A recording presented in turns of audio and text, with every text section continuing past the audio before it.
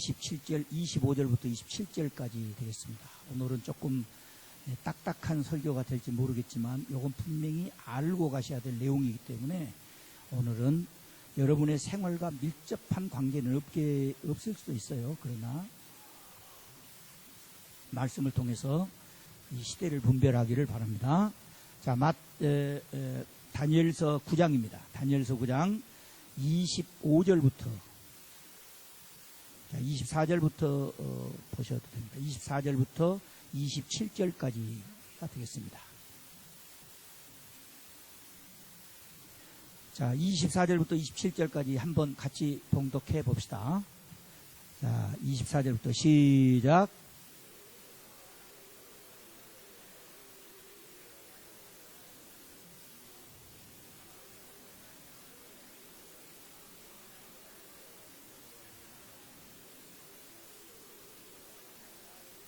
(25절)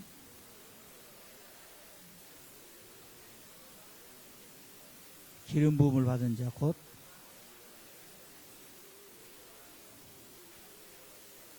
그 곤란한 동안에 26절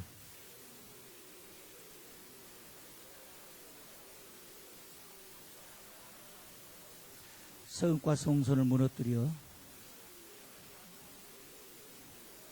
또 끝까지 27절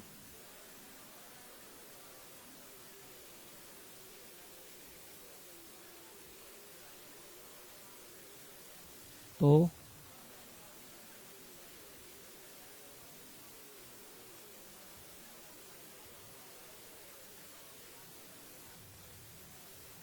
자, 굉장히 어렵고 복잡한 숫자로 본문이 기록되어 있습니다. 그러나 제목을 붙이면 71회라고 하는 말이 있습니다. 71회. 자, 한번 따라서 합시다. 71회. 1회라고 하는 것을 이제 좀 우리가 정의를 해야 되겠습니다. 그런데 이 71회는 어떤 성격을 가지고 있냐면 24절에 보면 기한이라는 말이 나옵니다. 내 백성과 내 거룩한 성을 위하여 71회.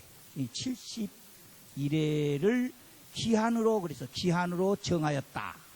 그러니까 정한 기간이 있단 말이에요. 기간. 그 다음에 27절에 보면 종말, 이미 정한 종말까지라는 단어가 나옵니다. 보이신가요? 27절 뒷부분이에요. 이미 정한 종말까지라는 단어가 나오죠? 그러니까 이거 기한이에요, 기한. 어떤 기간을 말한 거예요. 그래서 24절과 27절에 보면 어떤 기간을 얘기한다. 그 기간이 뭐냐? 71회다. 아멘. 자, 좀 딱딱하다고 그랬어요. 오늘은 메시지가 어쩔 수 없어요. 딱딱하지만 요 본문은 여러분이 꼭 알고 가셔야 됩니다. 그러면은 먼저 우리가 알아야 됩니다. 71회라는 무엇이냐? 요걸 먼저 알아야 돼요. 71회라는 것은 24, 27절에 있는 말씀처럼 백성에 대한 정한 기간입니다. 여기서 이제 해석이 백성이 누구냐? 백성이 이스라엘 민족을 말하냐? 모든 예수 믿는 그리스도인들까지를 포함하느냐? 만약에 유대인들에 대한 것이라고 한다면 예수님이 이 땅에 지금 기름 부은 자가 24절, 25절에 나오거든요. 그 기름 부은 자가 유대인만을 위해서 이 땅에 오신 것처럼 해석이 되기 때문에 해석에 문제가 발생합니다. 그렇기 때문에 여기서 백성과 내 거룩한 성이라고 하는 것은, 네 거룩한 성이라고 하는 것은 하나님을 믿는 거룩한 성도들을 의미하고, 내 거룩한 성읍이라는 것은 새 예루살렘의 성인 우리 안에 있는 하나님의 나라로 상징적 의미로 해석하지 않으면 안 된다는 거예요. 자, 여기까지 이해가 되시면 아멘. 그래서 그 정한 기간이 71회인데 먼저 1회라는 말이 무슨 말이냐? 여기 보면 사부하라고 하는 말의 히브리어에서 왔습니다. 사부하라고 하는 말의 뜻이 굉장히 중요한데요. 이 사부하라고 하는 말은 사바트라고 하는 안식일이라고 하는 말이 여기서 왔어요. 안식일이라는 말 뜻이. 그러니까 일이라고 하는 말을 우리가 네 가지로 표현할 수가 있는데, 첫째, 원력으로 따지면 일주일을 일이라고 그래요. 일주일, 7일 동안을 신명기 16장 9절에 보면 일주일이 한 일입니다. 이것은 원력으로 따질 때 그래요. 원력으로 따진단 말이에요. 달력. 우리가 지금 쓰고 있는 것은 태양력이에요. 태양력인데 옛날 고대 히브리 사람들은 원력을 썼어. 그러니까 우리나라의 음력과 같은 걸 썼다고.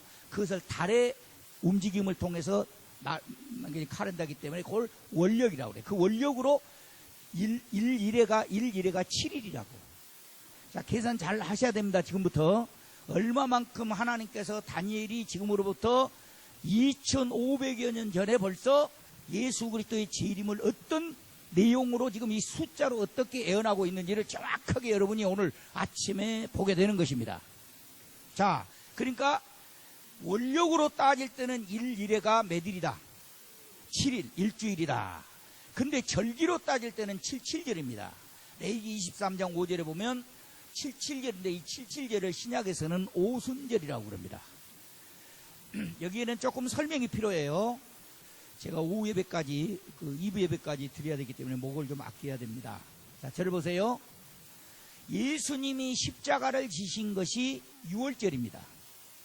예수님이 십자가를 지신 것이 언제예요? 그러니까 6월절 어린 양이에요. 예수님은 6월절 어린 양으로 십자가에서 죽으신 거예요. 그리고 50일이 지나면 오순절이 되는 거예요. 그래서 50일이 지난다 그래서 오순절입니다. 근데 구약시대에서는 어떻게 됐느냐? 저를 보세요. 이스라엘 백성들이 출애굽을 할 때 모세가 양을 잡아갖고 문설기에 피를 바르고 고기는 안에서 먹고 쓴 나물을 먹으면서 누룩 없는 빵을 먹고 허리띠를 띠고 신발을 돌려매고 여행을 출발할 때 이때가 출애굽기 12장이 바로 뭐냐면 6월절이에요. 이게 바로 예수님의 십자가 사건입니다.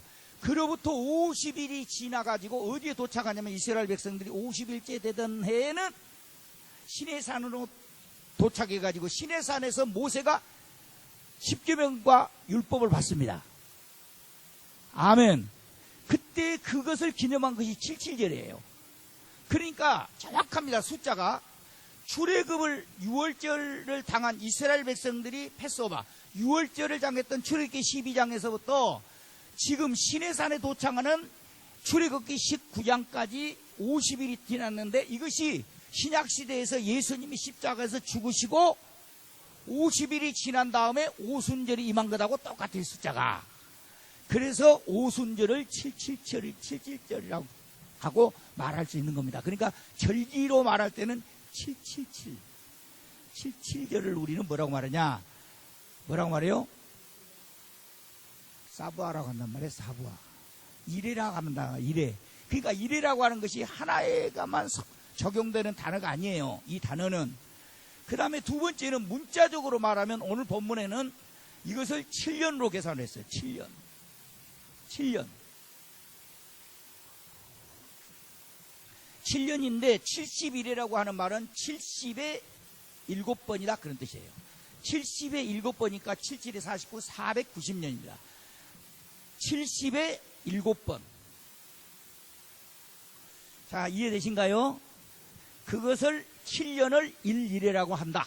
오늘 본문에 있는 말씀은 문자로 해석하면 그래요. 자, 그러니까 1이라고 하는 것을 하나로만 딱 규정지어 갖고 이것이다 이렇게 말할 수 있어요, 없어요? 없습니다.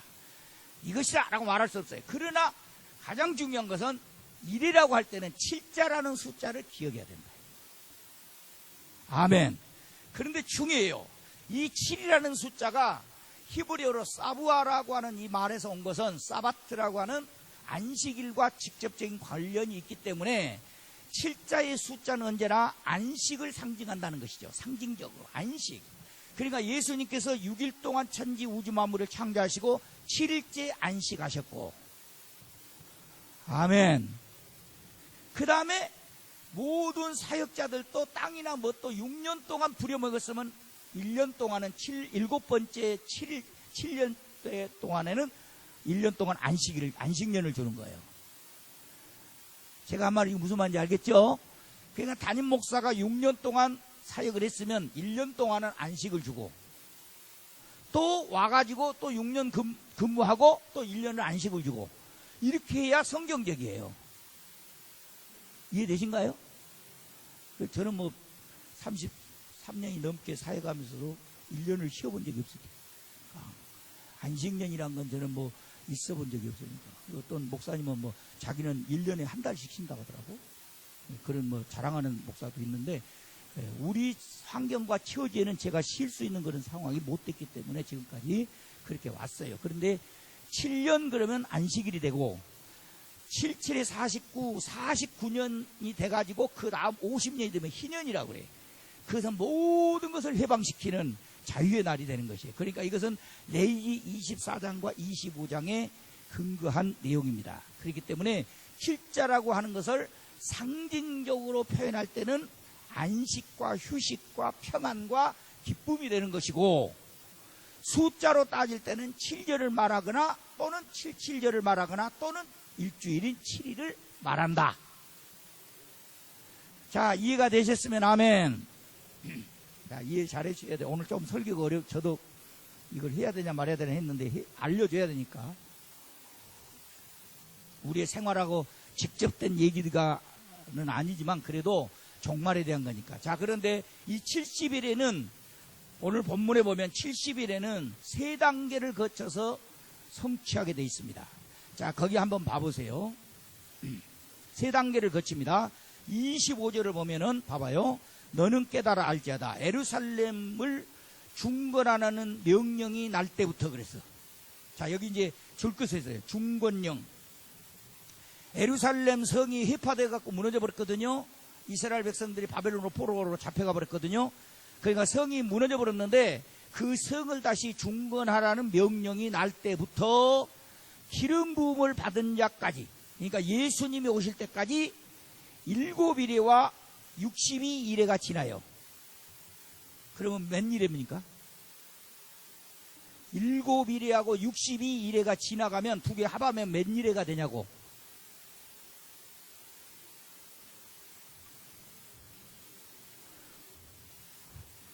자, 저를 보세요. 누군가가 586년에 예루살렘을 느부갓네살 왕이 침범하면서 성전도 파괴해불고 성도 파괴해불고 싹 파괴해불고 그 기물 싹 성물도 다 훔쳐가 버렸단 말이에요. 그런데 다니엘이 지금 금식기도 하고 지난주에 우리 공부했잖아요. 금식기도 하면서 하나님 앞에 응답을 막 구했더니 하나님께서 70일이라는 숫자를 줬단 말이에요. 그 70일의 가운데 오늘 딱 설명이 나옵니다. 뭐라고 나오냐? 이제 예루살렘 성이 해파됐는데 성을 중건해라 라는 명령이 날 때부터 기름 부은 자가 나올 때까지, 예수 그리스도가 올 때까지 7일에와 62일에가 지나간다. 그럼 몇 일이냐고? 69일이란 말이에요. 그러면 몇 일에가 남아요? 1일에가 남는 거지. 그걸 지금 말한 거예요. 자, 그러니까 보세요. 25절에 보면 성중건령에서 메시아까지 7일에와 62일에가 지나간다. 거기 그대로 나온 거 25절에 보면 너는 깨달아 알지어다. 예루살렘을 중건하라는 영이 날 때부터 기름 부음을 받은 자니까 예수 그리스도 메시아를 말한 겁니다. 예수님이 나올 때까지 7일에와 62일에가 지나간다. 근데 여기서 발생하는 일이 뭐냐? 세 가지 구원 사건이 발생하는데 그게 24절에 나와 있어요. 예수님이 오시면 일어날 구원 사건이 세 가지가 24절에 기록되어 있어요. 자, 그 다음에 그러면 69일에가 지나갔으니까 한 일회가 남아지죠. 그러다가 26절에 보면 기름 부은 자가 끊어져요. 자, 26절 읽어보세요. 62일의 후에 기름 부은 자가 끊어질 것이며, 그러니까 예수 그리스도가 이 땅에서 어쩐다? 눈에 보이지 않게 사라진다 이 말이야. 그러니까 휴거해버린 거죠. 예수님이 하늘로 승천하신 거죠. 육체로 계신 것이 아니라 끊어질 것이요. 끊어진 즉시 뭐가 와요? 장차 한 왕이 와서 그렇게 나옵니다. 자, 26절에 보면 장차 기름 부은 자가 끊어진 후에 장차 한 왕이 와서 그의 성읍을 유린한단 말이야. 그 장차 한 왕이 하는 짓거리가 26, 27절에 6가지 내용으로 구성되어 있습니다. 자, 지금 이해가 되셨습니까? 6가지 대환란 사건이 발생한다.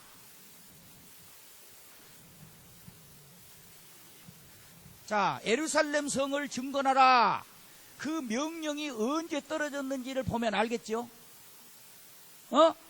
자, 에루살렘 성이 회파됐는데 에루살렘 성을 중건하시오라는 명령이 누군가의 왕에 의해서 명령이 떨어지면 그때부터 성을 중건하기 시작해가지고 예수님이 오실 때까지 7일에와 62일에가 지나가고, 그때 예수님이 오시면 발생되는 사건이 3가지 구원 사건이 일어나고, 예수님이 십자가에 죽으시고 승천하시면 예수 그리스도의 기름 부은 자가 끊어지니까 그 다음에 다른 한 왕이 와가지고 백성들과 함께, 자기 백성들과 함께 와가지고 대환란 사건을 일으킨다.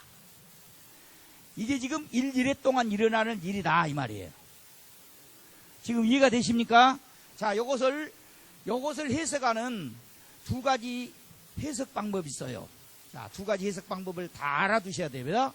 자, 이것을 전천년주의라고 그러는데, 이 전천년주의는 세대주의적 경향이 아주 강합니다. 이것은 잘 보세요.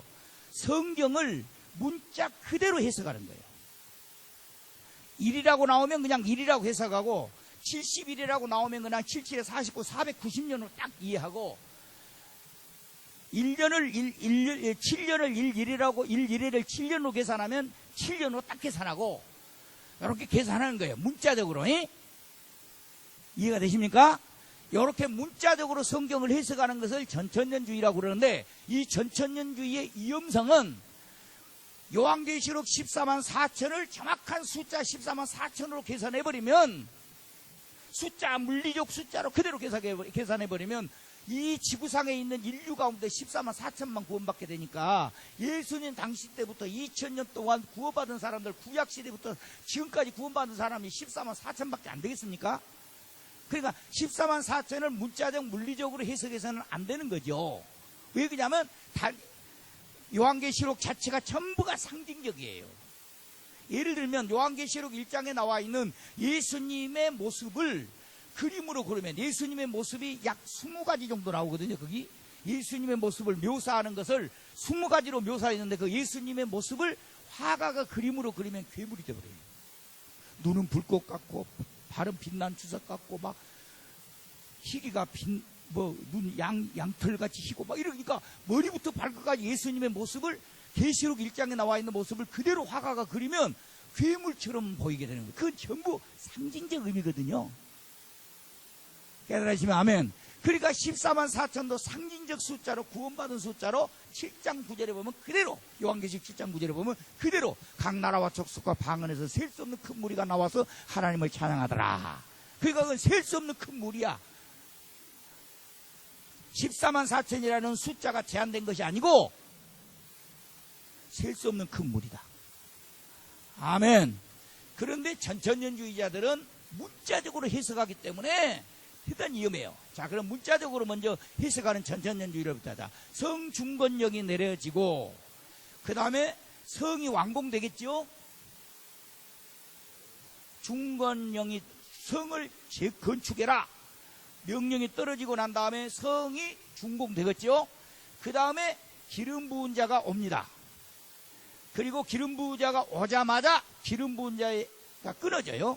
자, 그런데 여기서 성중건이 내려져가지고, 성중건 명령이 내려져가지고 준공까지 7일에가 간단 말이에요. 49년이 문자적으로 합니다. 그 다음에 성을 준공해가지고 기름 부음을 받은 자까지가 62일에가 지나가니까 434년이 되는 것입니다.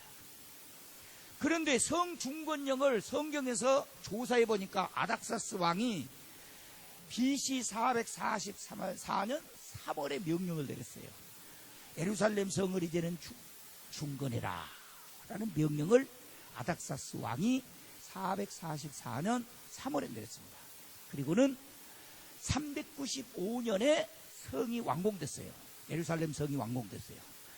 그리고는 성중건령으로부터 예수 그리스도, 기름 부은 자가 오시는 그리스도까지 483년이 걸리기 때문에 예수님이 오시는 횟수가 AD 33년에서 39년에 그의 활동이 나타나게 되기 때문에 얼추 계산이 맞아 들어가는 겁니다.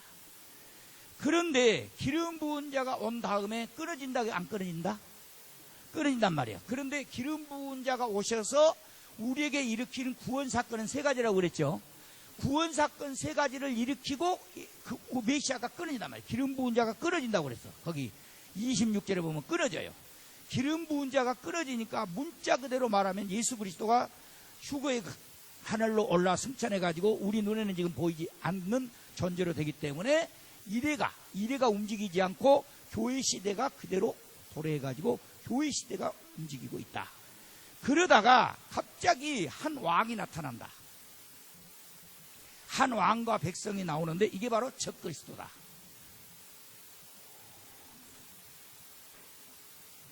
이 적그리스도가 거기 보면 언약을 맺은다고 그랬어요. 27절 봐보세요. 27절 보세요. 그가 장차 많은 사람들과 더불어 한 이래 동안, 한 이래면은 7년이죠. 한 이래 동안 무엇을 맺고? 언약을 맺은단 말이에요. 그러니까 한 이래 동안 언약을 맺으니까 7년 평화협정을 맺는단 말이에요. 그러면 누구하고 맺느냐? 많은 백성들, 많은 사람들하고 언약을 맺어요. 이 적그리스도가. 언약을 맺으면 그때부터 한 이래가 가는 거예요. 한 이래가 가기 때문에 이것을 7년, 한 이래가 7년이기 때문에, 절 보세요. 지금 우리가 지금 교회 시대죠? 교회 시대가 끝나갈 무렵에 적그리스도가 갑자기 나타나가지고 그 적그리스도와 한 왕이 나와가지고 그 백성과 함께 나와가지고 많은 국가와 민족끼리 협정을 맺고 평화협정을 맺고 조약을 딱 맺으면 그 순간에 일일회가 진행되어 가는데 그것이 7년이란 말이에요. 그래서 전천년주의자들은 대환란 기간을 7년이라고 말하는 거예요. 7년 대환란 이렇게 말하는 것입니다. 그 7년이 바로 1일회가 남은, 그러니까 69일회가 지금 지나갔죠. 예수님 오실 때까지, 예수님이 초림하실 때까지 지금 69일회가 지나갔죠. 그리고는 일회가 움직이지 않다가 교회 시대가 계속 가다가 갑자기 한 왕이 나타나고 적그리스도가 나타나가지고 많은 사람들하고 평화협정을 맺으면서 언약을 맺어서 이제 적그리스도가 자기의 세계의 역사를 일으키기 시작하는 거예요. 요거 이제 대환란인데 이게 7년 대환란이다. 그래서 이제 7년이라는 숫자가 여기서 나온 거예요.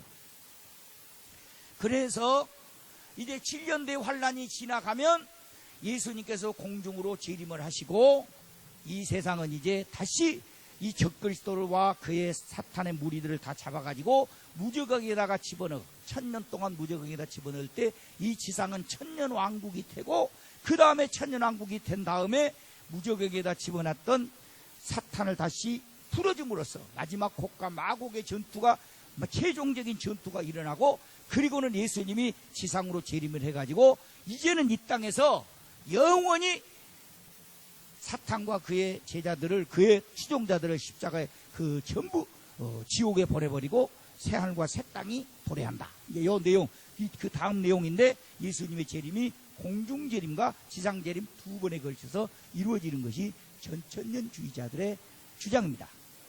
요 내용은 잘 보세요. 요 내용은 틀렸다라고 하는 말이 아니에요. 다르다라고 하는 것입니다. 이렇게 주장하는 학자들이 많이 있어요. 디슨, 모린스, 엘릭슨 유명한 학자들이 요 이론들을 주장함으로써 교회 시대가 끝나가게 될 때에 적그리스도가 어디서 나올 것이냐.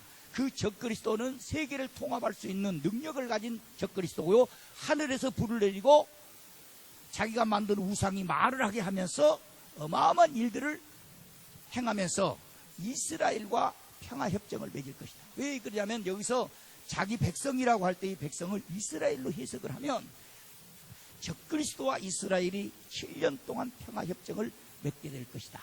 그때가 바로 대환란의 시작이고 교회는 휴거를 당하고 휴거당하지 못한 교회는 성도들은 7년 환란을 통과하게 된다.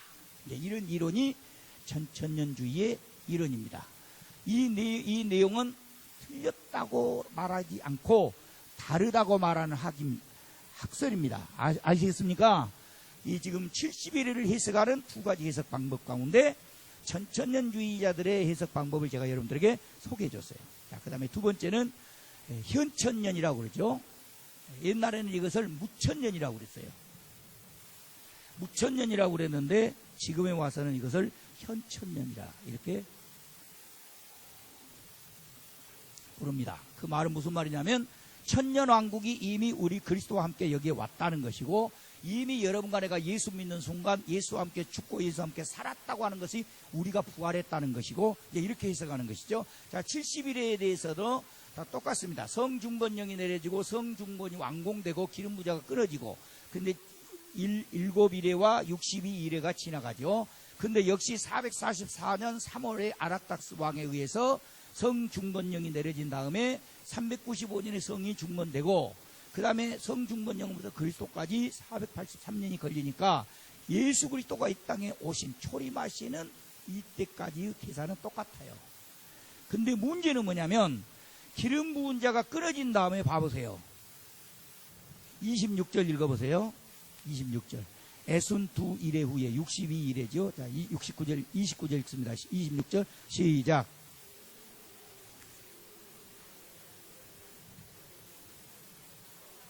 자, 여기서 중요합니다. 기름 부은 자가 끊어진 후에 몇 년 후에요? 아니면 즉시요? 여기 어떤 기간이 없지요.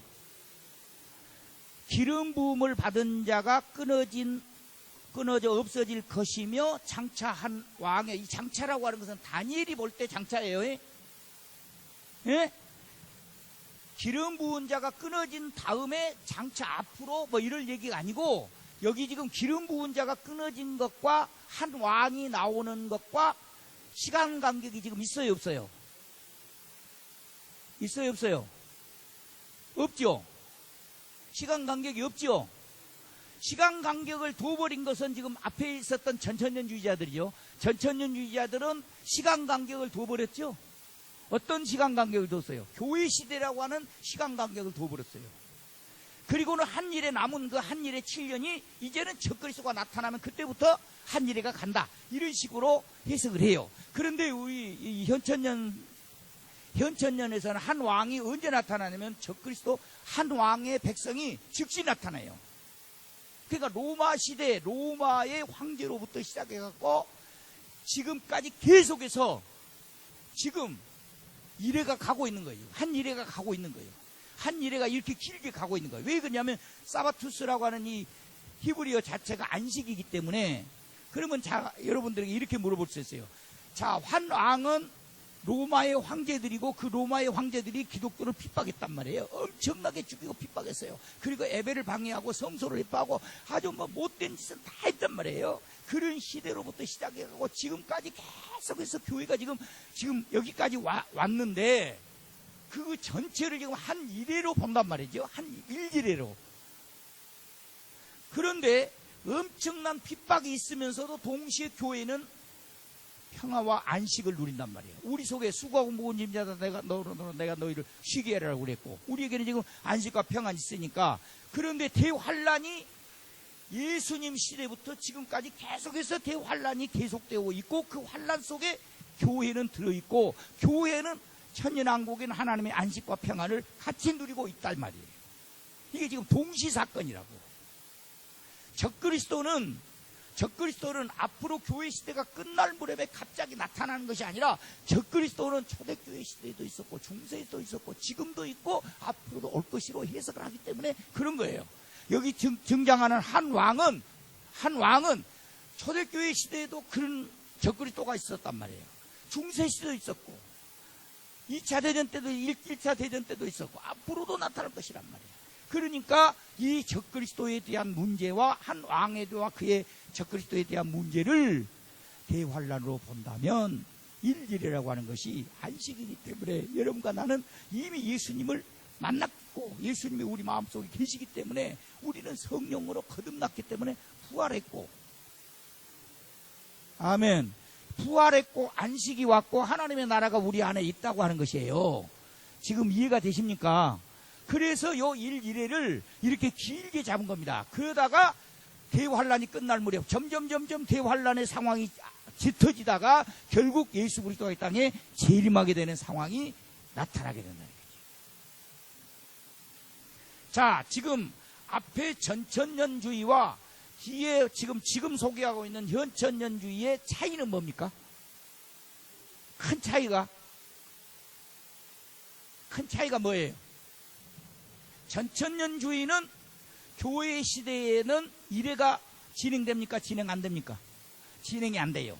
그러다가 갑자기 적그리스도가 등장할 때 그때 일지례가 진행되면서 7년 뒤 환란이라는 숫자가 딱 정해져 있는 7년이라고 하는 환란이 정해져 있지만 우리 현천년에서 볼 때는 7년이라는 숫자가 정해져 있지 않고 이건 상징적인 숫자고 7년이라고 하는 것은 적그리스도 한 왕이 나타났고 난리를 치지만 이래라고 하는 것 자체가 안식년을 의미하기 때문에 안식과 평안과 기쁨을 의미하기 때문에 대환란 속에서도 교회는 수고하고 무거운 짐을 다 내려놓고 예수 그리스도로부터 평안과 안식과 부활의 역사를 경험하게 된다. 이런 얘기예요, 지금. 자, 이해가 되시면 아멘. 자, 그러면 이걸 정리를 좀 하면 요한계시록을 통해서 정리를 해보면 요한계시록의 1장에 예수 그리스도가 계시가 됩니다. 왕과 제사장과 심판자, 예언자 이 세 가지 계시록을 보셔야 돼요. 계시록하고 연결됩니다. 자, 요한계시록의 구절을 보면 1장은 예수 그리스도의 계시, 그래서 예수님을 왕, 제사장, 예언자로 묘사를 해놓고 2장, 3장에서는 교회 시대가 나옵니다. 근데 이 교회 시대가 영적 전쟁이 일어나요. 그래서 7개의 교회가 다 환란을 당합니다. 에서버두 사빌라라고 하는 7개 교회가 환란을 당하지 않는 교회가 없어요. 다 환란을 당합니다. 그러니까 교회 시대에는 환란이 없어야 되는데 환란을 당해요. 그러면서도 이 교회는 예수님의 부활과 죽으심과 부활에 동참해서 이 교회는 안식과 평안과 기쁨을 누리고 하나님의 나라를 누린단 말이에요. 그러니까 영적 전쟁이라는 말을 쓸 수가 있는 거죠. 자, 그런데 2장 3장에서 교회를 얘기해놓고 4장 5장에서는 하나님의 보좌와 어린 양의 보좌가 등장합니다. 자, 하나님의 보좌와 어린 양의 보좌가 등장할 때 여기서 중요한 것은 하나님의 보좌와 어린 양의 보좌가 이제 이 세상에다가 대환란을 임시키는 적그리스도에게 허용하는 적그리스도에게 대환란을 허용하는 일이 발생합니다.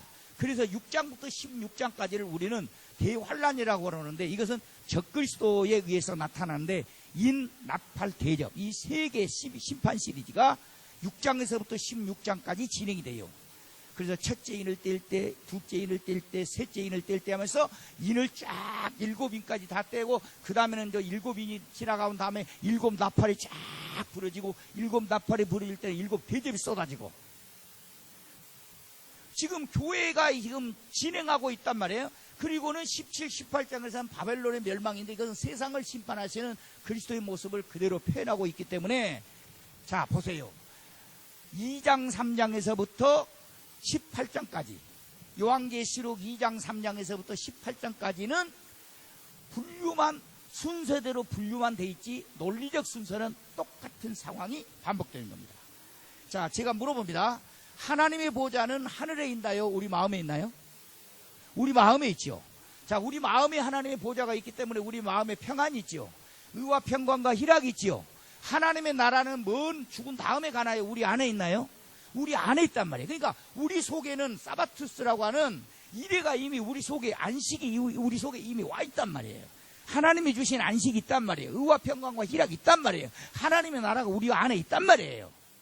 그런데 밖으로는 지금 적그리스도가 인과 나팔과 대접의 대환란을 퍼붓고 있고 바벨론이라고 하는 세상을 멸망시키는 이런 상황이 계속 전개되고 있습니다. 그러니까 이 지금 색깔로 보면은 빨간 색깔은 우리 그리스도인들의 모습을 나타내는 것이라고 한다면 청색깔, 짙은 청색은 이 적그리스도의 활동을 얘기하고 있기 때문에 여러분과 내가 지금 속해 있는 교회 시대 안에 2장 3장 그 위에는 지금 하나님이 허용해 주신 적그리스도에 의해서 대환란이 계속 진행되고 있다.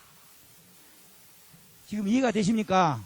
그렇기 때문에 지금 성경에서 말하는 종말론적 징조들이 지금 우리의 상황 속에서 계속해서 나타나고 있는 거예요. 이것은 초대교회 시대에도 있었고 중세 시대에도 있었고 고대 시대에 있었고 지금 근현대 시대에도 계속해서 종말론적 징조는 계속 반복해서 나타나고 있는 겁니다. 그러니까 이것을 우리는 이래를 일이래로 보고, 그리고 천년왕국이라고 하는 이 천년왕국도 이 땅에 세워질 천년왕국으로 강조해버리면 여호와 증인 내지는 세대주의가 됩니다. 그래서 천년왕국이라고 하는 것은 상징적 숫자예요. 상징적 숫자. 그래서 요한계시록 20장을 어떻게 해석하느냐에 따라서 앞에서 말했던 전천년주의냐 현천년주의냐로 나눠지는데, 우리는 이 천년왕국이 하나님의 나라가 이미 우리 안에 들어와 있기 때문에 천년왕국 시대로 지금 이 시대를 보는 것이죠. 이게 이제 현천년 입장입니다. 아멘. 그래서 이거 이제 끝나면, 이 환란이 끝나면, 이 이제 시대가 끝나면 예수 그리스도께서 재림, 19장에서 요한계시록 19장에서 재림을 하고 21장 22장에서 세상을 심판해버려요. 최후 심판을 까맣게 지금 써졌는데 안 보이죠? 최후 심판이라는 단어입니다. 우측에 까맣게 써진 것이 최후 심판이에요. 최후 심판이 임하고 새하늘과 새 땅이 이 땅에, 새하늘과 새 땅이 하늘로부터 임하게 되는 겁니다. 이게 요한계시록의 구조예요. 요한계시록의 구조를 논리적으로 펼치면 3단계밖에 되지 않습니다.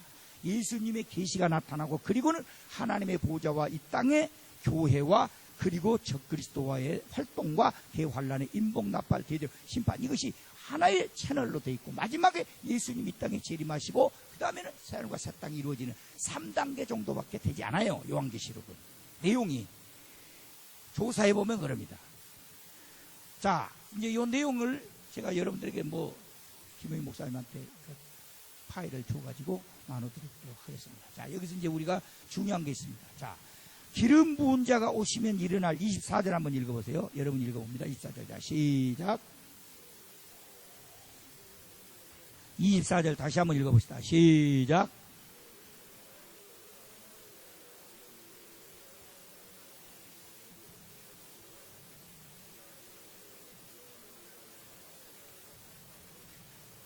자, 여기 내용을 읽어보면 한 6개 정도로 분류가 되지만, 그 6개의 내용을 하나로 묶으면 3가지 내용밖에 안 돼요.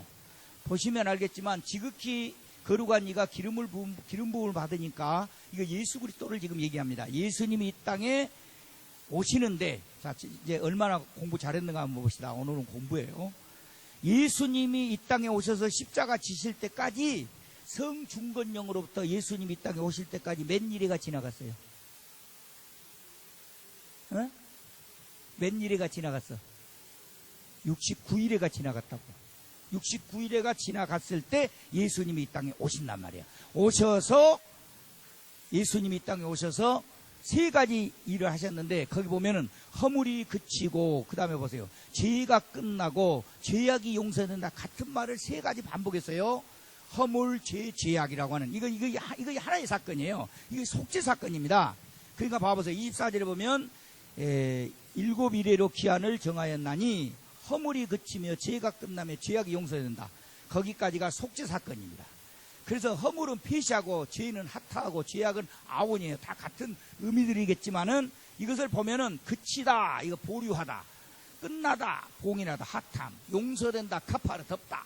그러니까 죄와 모든 허물이 용서받는다. 이것은 예수님이 이 땅에 오셔서 하시는 최초의 십자가의 사건은 우리의 속죄 사건입니다. 아멘. 69일회가 지난 후에 예수님이 이 땅에 오셔서 십자가에서 죽으시고 부활하신 이 사건은 여러분과 나의 죄를 끝내버린 사건입니다. 아멘. 그래서 더 누더기 같은 우리의 옷을 싹 벗겨내버리고 의의 영원한 의가 드러난다 그랬어요. 그 다음에는 영원한 의가 드러난다고 그랬죠. 영원한 의가 드러난다라고 하는 말은 히브리어는 보예요. 보라고 하는 말은 온다, 오다. 그러니까 영원한 의가 온다. 그러니까 거지 같은 우리의 더러운 옷을 싹 벗겨버려. 죄악의 허물과 죄악의 옷을 싹 벗겨버리고 하나님의 영원한 의로 옷을 입혀주신다. 그래서 예수님은 우리의 의가 되신다. 고린도전서 1장 30절에 그리스도는 우리의 의가 되신다. 아멘. 그 다음에 3번째는 환상과 애언이 성취된다고 말했어요. 자, 그 다음에 24절 한번 읽어봅시다. 큰 목소리로 24절. 자, 시작.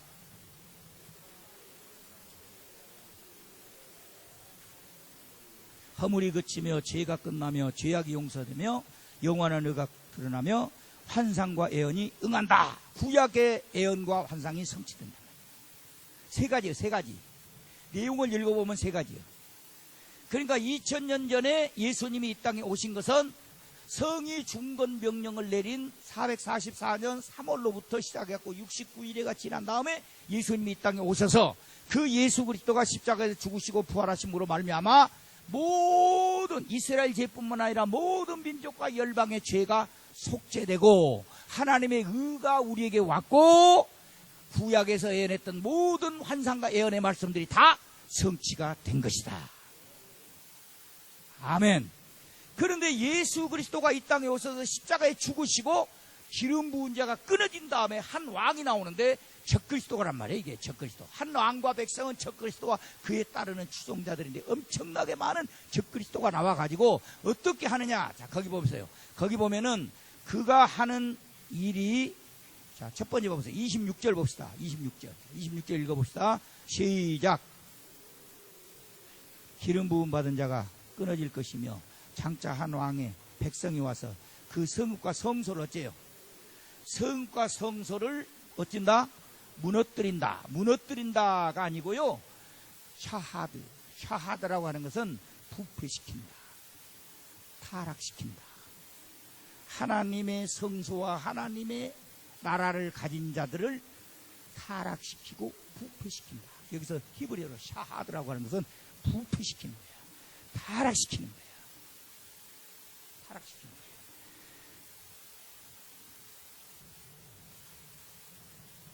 적그리스도가 하는 일 가운데 가장 큰 일이 성도들을 타락시키는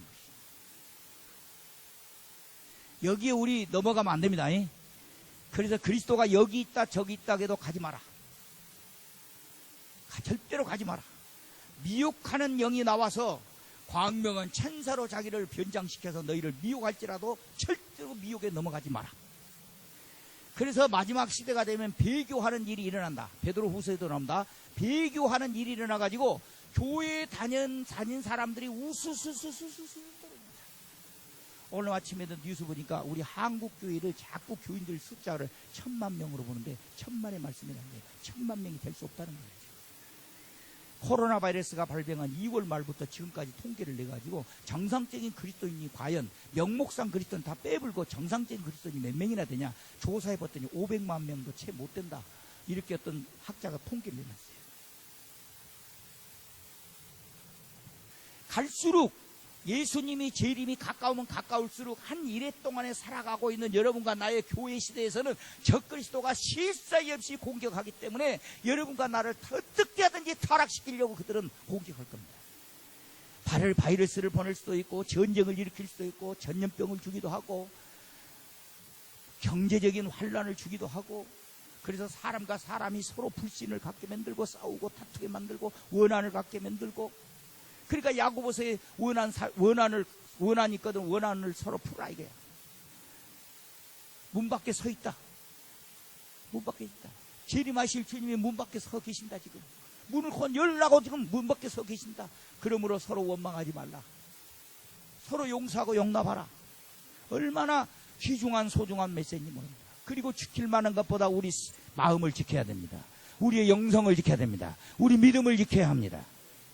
그래서 우리가 부패되지 않아야 돼요. 우리는 빛이고 소금이에요. 부패되지 않아야 됩니다.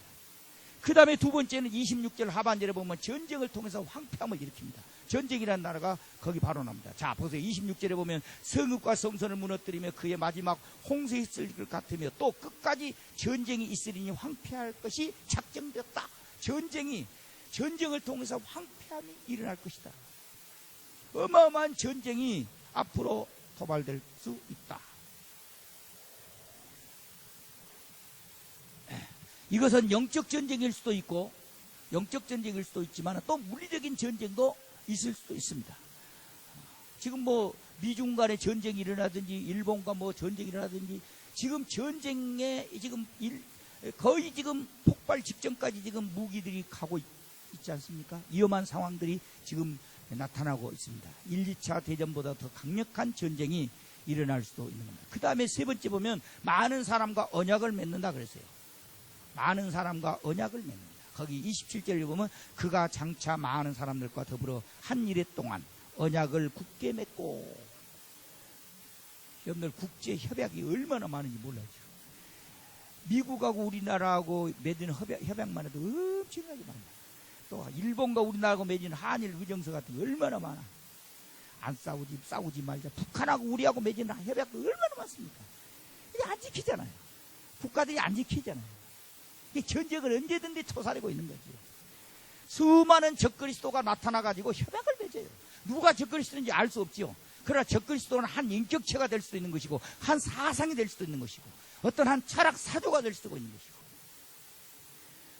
특별히 어떤 한 군사 전문가의 어떤 그런 인물이 등장할 수 있어요. 경제 전문가, 군사 전문가, 질병 예방 전문가, 이런 사람이 나와갖고 어마어마한 어떤 인격체로서 적그리스도로서 드러날 수도 있는 것입니다. 자, 많은 사람과 아무튼 언약을 맺고 협약을 맺는다. 네 번째 보면 헌금과 예배와 헌금을 금지시켜요. 27절 중반절 보세요. 자, 27절 중반절. 자, 그가 장차 많은 사람들과 더불어 한 이래 동안의 언약을 굳게 맺고, 그가 그 이래의 절반에 뭐 됐어요? 제사와 예물을 금지할 것이며. 그러니까 한 이래가 지나가는 중간 정도의 예배와 예물을 금지시킨다. 그러니까 이 말은 무슨 말입니까? 저를 보세요. 지금 예수님이 십자가에 지시고 죽으시고 나서부터 한 이래가 지금 움직여 가고 있죠. 현천연설 입장에 보면, 그렇죠? 한 이래가 가는 중간 정도에 가면은 예배가 중단된다. 헌금을 드리지 못한다. 그것을 적그리스도가 어떤 방식으로든지 행한다. 그렇다면 우리가 이제 정신을 차려야겠죠. 한 이래가 예수님이 승천하신 이후로 한 이래가 지금 가고 있는 교회 시대 안에 한 이래가 지금 숨어 있다고 한다면, 이 한 이래가 가고 있다면, 이 이래 중간 정도가 되면은 이제 예배가 중단되고 성전이 회파되고 그리스도인들이 타락되는 현상이 아주 집중적으로 나타나게 되면 한 이래의 중간 정도 왔다고 봐야 된다는 거죠. 무서운 일이지요. 급속도로 예배와 헌금이 금지되는 상황이 나타나게 된다. 그 다음에 네 번째, 다섯 번째 보면 포악과 가증이 날개를 달아요. 포악과 가증. 그래서 엄청나게 사람들이 거칠어진다. 짐승처럼 거칠어져요, 사람들이. 갈수록. 그래서 살인을 해도 무시무시하게 살인을 해버리죠. 거기 보면은 나오죠. 예물을 금지할 것이며, 또 포악과 가증한 것이 날개를 의지하여 설 것이며, 그랬어요. 그러니까 포악과 가증의 상황이 나타난다. 그러나 이대로 놔두지 않죠. 예수님이 이 땅에 재림하시면 결국 어떻게 됩니까? 마지막 절에 보면 정한 종말까지 진노가 황폐돼. 결국 그들은 정한 종말의 진노가 그들에게 쏟아져서 심판을 받게 될 것이다. 이렇게 지금 말씀하고 있습니다. 자, 이게 지금 적그리스도와 70일에 대한 내용들입니다. 70일을 이제 두 가지로 정리를 해드렸어요. 전천년주의 입장에 있는 것과, 좀 신학을 하는 사람, 신학자로서 여러분들에게 두 가지를 공평하게 소개를 해드렸어요. 신학자로서 전천년주의 입장에 있으면 지금은 이래가 가지 않고 있다가 어느 한순간에 적그리스도가 나타나서 이제 이스라엘과 7년 평화협정을 맺을 그 순간부터 한 이래가 가기 때문에 그때가 7년대 환란이 된다는 것이고, 현천년 입장에 있을 때는 예수님이 십자가 지시고 승천하신 이후부터 지금까지 계속해서 상징적인 숫자로 안식과 평화와 하나님의 나라가 우리에게 십자가를 통해서 왔기 때문에 한 이래가 가고 있는 상황 속에 있고, 이 교회는 그 상황 중간에 예배와 헌금을 금지시키고, 포악과 가증이 날개를 달고 전쟁이 일어나고 그리스도인들이 부패되는 나라들이, 역사들이 일어날 것이다. 이것이 이제 적그리스도가 나타나게 될 상황을 설명해 드린 것입니다. 여러분들, 이제 여러분과 내가 살고 있는 이 시대가 어느 시대인지 잘 가늠하시고, 전천년 입장에 있더라도 교회는 거의, 교회 시대는 끝나가면서 이제 적그리스도가 등장하게 될 위기적인 상황 속에 있다고 하는 것들 기억을 하시면 좋겠습니다. 아멘. 기도합시다. 은혜로우신 하나님 아버지, 70일에 대한 딱딱한 하나님의 말씀을 나누었습니다. 잘 소화되도록 성령께서 저들을 축복해 주시옵소서. 그리고 예수 그리스도를 통해서 구원함을 받고 구원받은 거듭난 우리는 결단코 적그리스도의 미혹에 부패되지 않고 하나님께서 우리에게 주신 하나님의 나라를 견고한 믿음으로 지켜나가는 의와 평강과 희락을 누리는 아름다운 삶이 되게 해 주시옵소서. 예수 그리스도 이름으로 기도하옵나이다. 아멘.